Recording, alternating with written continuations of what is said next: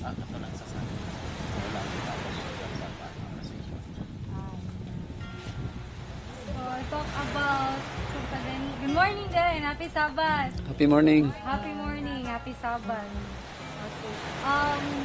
Sa among discussion sa group 1, ginatapilo naman itong first eh, naman ba wala kaabot no. But, inananta mo sa itong first, ano ko na i-previous nila. We talked about appreciation to each other. No? About positive thoughts sa ubang tao. Next is we have this, yung naabtan sa uban, is kung saging. Sa among grupo, majority, we, as a summary, no, ang saging, dili siya mabuo, malamig, kung wala to tanan na part sa saging. Ang uban, ipili ang puso. Ang uban, ipili ang dahon.